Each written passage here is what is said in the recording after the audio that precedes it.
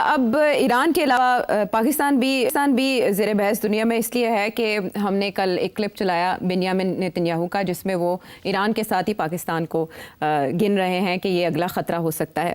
مین while خواجہ آصف نے اپنی گفتگو میں گٹھ جوڑ قرار دیا بھارت اور اسرائیل کا، اور الرٹ کیا مسلم امہ کو، اور یہ کہا کہ اسلامی ممالک اسرائیل سے تعلقات ختم کریں۔ مسلم دنیا اگر متحد نہ ہوئی تو سب کی باری آئے گی، اور ظاہر ہے پھر پاکستان تو اس میں سگنیفیکنٹ ہے۔ سیٹ صاحب، یہ خطرہ واقعی ہے پاکستان کو؟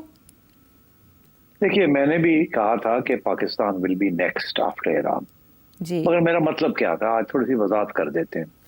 دیکھیے 2011 میں میرا خیال ہے یہ نیتن یاہو نے یہ بیان دیا تھا، جو آپ نے بھی سنایا اور آج لوگ سنا رہے ہیں، کہ ایران سے خطرہ ہے اور پاکستان سے خطرہ ہے۔ ایران سے یہ خطرہ ہے کہ وہاں ایک اسلامک رژیم ہے، ریڈیکل قسم کی انقلابی، جو کہ شاید نقصان دے سکتی ہے ہم لوگوں کو، اور پاکستان میں ایسے ہے کہ وہاں اگر اسلامک رژیم آ جاتی ہے اور ان کے پاس تو آلریڈی نیوکلیئر ویپنز ہیں تو پھر ہمیں خطرہ ہوگا۔ ابھی تو نہیں ہے مگر آ سکتی ہے۔ اچھا، اب کیوں آ سکتی؟ اب تھوڑا سا یاد کریں کہ یہ اس وقت کی بات ہے جب آپ نے، یاد ہے آپ کو کہ وہ طالبان حملہ کر رہے تھے، اور ہمارے ہاں بھی رپورٹیں آ گئی تھی کہ وہ کہہ رہے ہیں کہ اٹک تک پہنچ جائیں گے، اسلام آباد ٹیک اوور کر لیں گے۔ جی جی بالکل۔ اور اس وقت جینیونلی انٹرنیشنل کمیونٹی پریشان ہو گئی تھی کہ یار یہ کیا ہو رہا ہے، یہ اسلامک ریڈیکلز جو ہیں، یہ طالبان جو ہیں، یہ سوات میں سے ہٹ کے آگے آ رہے ہیں، تو کے پی کو بھی اوور رن کر لیں گے تو پھر کیا ہوگا۔ تو یہ باتیں شروع ہو گئی تھی اس وقت۔ تو میرا خیال ہے یہ اس کانٹیکسٹ میں، کیونکہ جینیونلی دنیا پریشان ہو گئی تھی کہ یار یہ کیا ہو رہا ہے۔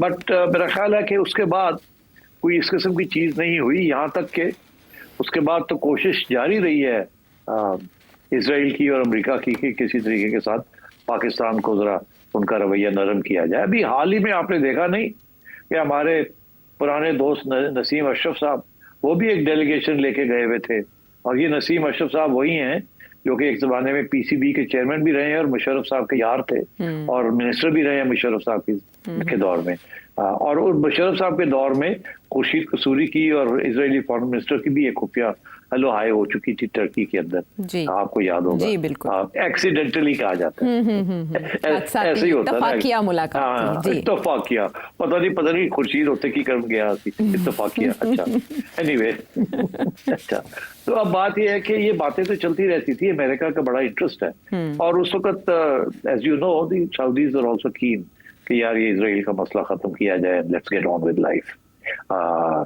مگر اور یہ اسی کی طرف آگے بات بڑھتی رہی آہستہ آہستہ، مگر اب یہ جو اسرائیل اور انڈیا کا جو نیکسس بن چکا ہے، this has been very worrying for Pakistan.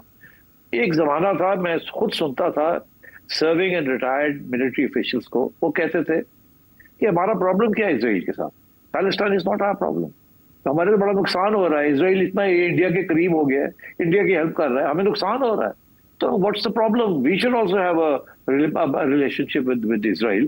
یہ ہم کو کیوں کھلی چھٹی دی ہوئی ہے انڈیا کو کہ وہ مونوپلائز کر لیں، ہمارا کیا پرابلم ہے پیلسٹائن کا۔ اور یاد رہے کہ ضیاء الحق صاحب کے زمانے میں، Zia ul-Haq sahib was then a brigadier and he was commanding a brigade, جبکہ پی ایل او کے خلاف ضیاء الحق صاحب نے اپنی بریگیڈ ان جارڈن کو یوز کر کے اور پی ایل او کے خلاف ایکشن لیا تھا۔ تو مطلب ہے ہمارے تو اس قسم کا رول بھی رہا ہے، very pro America and anti Islamic radicals. This is before Zia became army chief, اس وقت تو he was just brigadier in charge of a contingent in Jordan, اس کی ڈیفنس کے لیے تھا وہ، تو اس نے تو پیلسٹینین کو مار کے نکال دیا تھا۔ اینی وے، تو میں یہ کہہ رہا ہوں کہ تو یہ چیزیں چلتی رہتی ہیں اسرائیل کے بارے میں۔ آج کل situation obviously because of the recent یہ جو conflict ہوئی ہے with Pakistan India, Israel played a very major role helping India، اس لیے suddenly we woken up to this۔ مگر جب مولانا فضل الرحمان یہ بات کرتے ہیں اور کہتے ہیں کہ جی اسرائیل از دی enemy and etc، تو اس وقت لوگ توجہ نہیں دیتے اس چیز کو۔ مگر آپ نے دیکھا عمران خان کے برادر ان لا، ایکس برادر ان لا، کس طریقے سے کتنے بہت بڑے حامی ہیں آف اسرائیل، سارا وقت وہ ان کی سپورٹ میں بات کرتے ہیں، so on and so forth. Anyway, Imran is not responsible for his brother in law, although वो उनके रिकॉर्ड में शो करता है कि बड़े करीब थे, उनकी इलेक्शन के अंदर भी इमरान खान ने उनकी हमायत की थी यूके के अंदर and so on. But anyway that's not relevant right now. But I just thought I mention कि हमारी relationship with Israel and the Jewish lobby has been dubious up and down. तो खैर आज के सिचुएशन तो ये है कि वी फील द थ्रेट, मगर मैं नहीं समझता कि इजराइल की तरफ से there is any real threat. वो थ्रेट उस वक्त आएगी जब आप कोई इस किस्म की हरकत करेंगे जिसके साथ globally you become a threat. तो आप तो कभी भी you are not in the business of exporting nuclear weapons, nuclear technology, ना ही आप एक रेडिकल इस्लामिक रेजीम है. आप तो बड़े प्रैक्टिकल किस्म के लोग हैं. थ्रेट इसराइल से नहीं है, लेकिन इंडिया से तो है, जो हमारी बगल में बैठा है. सेठी साहब वो तो बरकरार है, अपनी जगह पर मौजूद है आज भी. That's true. That's true. And there are so many things अभी भी जो बाकी हैं. ज़ाहिर है सिचुएशन अभी भी इस तरह का ही शिकार है. जंग के बादल अब भी मंडला रहे हैं. जब तक सीज़ फायर नहीं होता या मुज़ाकरात की टेबल पर ईरान अमेरिका के साथ नहीं बैठता, बातचीत आगे नहीं जाती, तो इसके लिए किरदार कौन अदा कर सकता है? ये एनालिसिस में आपने जाना. अपने सवाल अगर आप जाते जाते ये कह दूं, बी केयरफुल. इंडिया जो है वो अपना टाइम ढूंढ रहा है टू अटैक अगेन. स्टेटमेंट्स बहुत गहरी निगाह से देखी जा रही हैं. इसराइल की तरफ से आ रही हूँ या ईरान की तरफ से. और सेठी साहब, इसमें जो ईरानी वजारत ख़ारजा है, उन्होंने अमरीकी पॉलिसी को और मुज़ाकरात के हवाले से जो उन्हें तरगीब दी जा रही है उसको दोगली पॉलिसी का है कि एक तरफ आप इसराइल की मदद कर रहे हैं हमलों में और दूसरी तरफ आप हमें कह रहे हैं हमसे बात करें. सो फ्यूचर क्या है उन मुज़ाकरात का, जोहरी मुज़ाकरात का? क्या ईरान विड्रॉ कर जाएगा और इसराइल क्या फर्दर अटैक करेगा? क्योंकि ईरान कह रहा है कि एक बार फिर सख्त जवाब दिया जाएगा अगर इसराइल ने दोबारा एस्केलेशन की.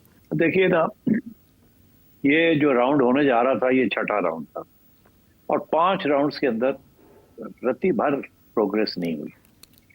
डोनाल्ड ट्रंप ने 60 दिन की मोहलत दी थी कि 60 दिन के अंदर अंदर ये कोई सेटलमेंट हो जाए, नहीं तो हम फिर इसराइल को रोक नहीं सकेंगे. और इंटरेस्टिंग बात यह है कि 61st डे को इसराइल ने अटैक कर दिया.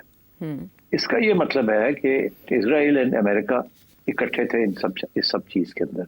60 डेज में तैयारी करनी थी जो रह गई थी छोटी मोटी, to do whatever they wanted to do. They knew कि इनके डिमांड्स ऐसे हैं कि जी 3% पे आप ले आए and so on and so fourth, जो कि कभी भी ईरान एक्सेप्ट नहीं कर सकता था. सो इन्होंने डिलिबरेटली ये सारा कुछ किया. डोनाल्ड ट्रंप की ये कोशिश थी कि ये धमकी के साथ शायद ईरान मान जाए, और अगर नहीं मानेगा तो उन्होंने आंख मार दी थी इसराइल को कि आप कर लीजिएगा.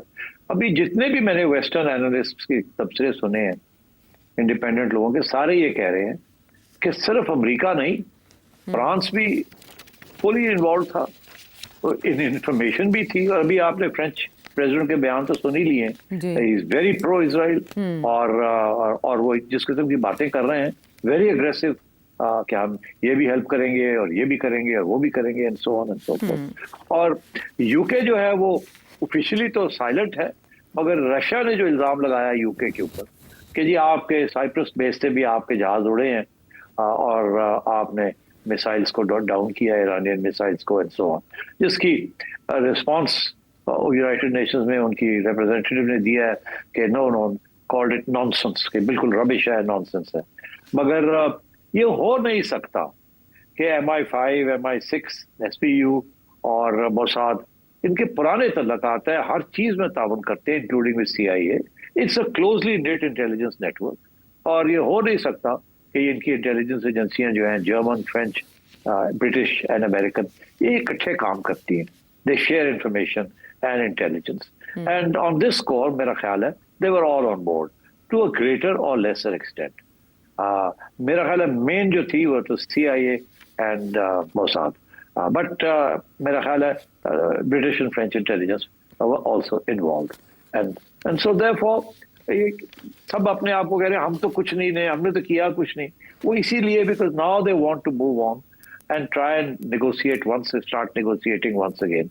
और ईरान ने ये कह दिया है कि we are not going to negotiate. मेरा ख्याल है चाइना और रशिया प्रेशर डालेंगे, अच्छा, यूनाइटेड नेशंस में भी और एल्सवेयर भी, ईरान के ऊपर भी और इसराइल के ऊपर भी और अमेरिका के ऊपर भी, कि ये वॉर को खत्म किया जाए और some negotiation should take place. But क्या रेजीम चेंज? मेरा ख्याल है both China and Russia will resist any attempt to change, to do regime change in Iran. So आगे आगे आगे देखना है कि इनका फॉल बैक पोजीशन क्या है इसराइल की और अमेरिका की। आपने देख ही लिया कि अमेरिका ने फिर अपना एक मोहरा बाहर निकाल लिया है, रजा शाह पहलवी का बेटा, उसको निकाल लिया है। और अभी आपने देखा कि वो फिर से एक नुमाया होना होगी शुरू हो गए हैं, और अभी वो इसराइल पहुंच गए थे और नेतन्याहू के साथ बैठे हुए थे। तो वही है रेजीम चेंज, किसी तरीके से हम रॉयल्टी, जो पुरानी रॉयल्टी है उसको वापस रीइंस्टॉल किया जाए ईरान के अंदर ताकि it becomes a pro America regime. मगर मेरा ख्याल है कि इस वक्त ईरानियन पब्लिक जितने भी वो इस ईरानियन रेजीम के खिलाफ थी, इस वक्त वो एक नेशनलिज्म इतनी स्ट्रांग है कि नफरत इतनी है अमेरिका के खिलाफ और इसराइल के खिलाफ इन द वेस्ट कि it is not likely to happen. और अगर पॉसिबल भी किसी स्टेज पे हुआ, because we can not rule out more assassinations and specially of civilian leaders, मैं समझता हूँ अगर इसराइल बेस बना सकता था ईरान के अंदर और वहां से ह्यूमन इंटेलिजेंस के जरिए, और कुछ लोग तो ये भी कह रहे हैं कि ह्यूमन इंटेलिजेंस इसराइल का बड़ा स्ट्रॉन्ग पॉइंट है, उन्होंने हमास को और हिजबुल्लाह को भी ह्यूमन इंटेलिजेंस तरीके के साथ अंडरमाइन किया है, अंदर उनके लोग होते हैं और असैसिनेशंस भी इसी तरीके से करते हैं। और ईरान की जो डिफेंस एस्टेब्लिशमेंट है और इंटेलिजेंस एस्टेब्लिशमेंट, उसके अंदर भी इजरायली एजेंट्स हैं, ईरानियंस जो कि who are now traitors who take money and do this because they're opposed to the Iranian regime. तो इस किस्म की चीजें भी हैं। तो अब आगे देखना है कि where will this take us? It's very difficult to predict कि ईरान जो है वो क्या संभाल लेगा ईरानियन रेजीम ये सारी चीज को, या आहिस्ता आहिस्ता उनके हाथ से स्लिप कर जाएगी। जहां तक ईरान का ताल्लुक है to be able to launch more missiles, मैं समझता हूँ कि बड़ा लिमिटेड डी अटैक होगी, इससे ज्यादा नहीं होगी। और हो सकता है कि इसराइल की तरफ से एक और वेव ऑफ बॉम्बिंग्स आ जाए, बट मुझे लगता है कि दैट विल बी ऑल। उसके बाद I think cease fire may be arranged. लेकिन ऐसे में दो बातें और भी हो रही हैं सेठी साहब। एक तो ये कि ईरानी रहबर आला को भी निशाना बनाया जा सकता है अगले फेज में, और ये कि ईरान न्यूक्लियर तजुर्बा भी कर सकता है दुनिया को एक मैसेज देने के लिए। तो इन दोनों में से क्या पॉसिबिलिटी आपको लगती है? और मीनवाइल इंडियन इन्वॉल्वमेंट की बात की जा रही है कि कुछ अरेस्ट हुई हैं ईरान के अंदर, ह्यूमन इंटेलिजेंस के पर्सपेक्टिव में बात कर रही हूँ मैं आपसे। इसमें कोई शक नहीं है that it's quite possible that Indian agencies may be involved also. Don't forget, Indian intelligence raw का तो ताल्लुक Iranian intelligence के साथ है ना, और इसीलिए तो तो इंडिया ईरान के बॉर्डर से वो कुलभूषण साहब आए थे आए थे ना जी, ईरानी पासपोर्ट के साथ आए थे, ईरानी पासपोर्ट के साथ। और ये चाह बहार वाली सारा ड्रामा जो है तो रॉ वहां भी तो तल्लुकात है ना, तो डबल गेम्स तो होती हैं इंटेलिजेंस एजेंसियों के अंदर। देखिए बड़ी इंटरेस्टिंग इसमें जो सर्कमस्टांशियल एविडेंस है, सर्कमस्टांशियल एविडेंस ये है कि ये जो सारा ड्रोन्स का चक्कर है ना, ये वेस्टर्न मिलिट्री एक्सपर्ट्स जो हैं वो बड़े एक इंटरेस्टिंग बात कर रहे हैं। वो कहते हैं जो यूक्रेन के अंदर जो ड्रोन्स इस्तेमाल किया है वेस्ट ने, उसका स्टाइल वही है ऑपरेशंस का जो कि इंडियन ने पाकिस्तान के खिलाफ इस्तेमाल किया जी, और जो कि अब Israeli forces with in Iran उन्होंने वहां से जो ड्रोन्स लॉन्च किए हैं अगेंस्ट ईरान डिफेंस सिस्टम जी, न्यूट्रलाइज करने के लिए, अंडरमाइन करने के लिए, एरोड करने के लिए, they are the same, it's the same sort of attempt to jam and to create a blanket jamming effort ताकि आपके डिफेंसेस कामयाब ना हो।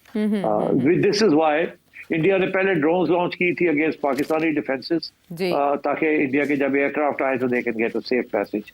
इसी तरीके के साथ ईरान के अंदर भी इन्होंने यही किया, उनके डिफेंस, इसीलिए ईरान को समझ नहीं आई उनका हो क्या गया, उनका डिफेंस सिस्टम ही बैठ गया। And similarly in Ukraine, this is exactly the sort of tactics that the West has used or Israel has used. तो मैं ये समझता हूँ कि ये सारी चीजें आहिस्ता आहिस्ता इनके ऊपर रोशनी पड़ेगी और नजर आएंगी हमें कि ये नेक्सस क्या है, Israel, India, USA, France, Germany and so on. ठीक है।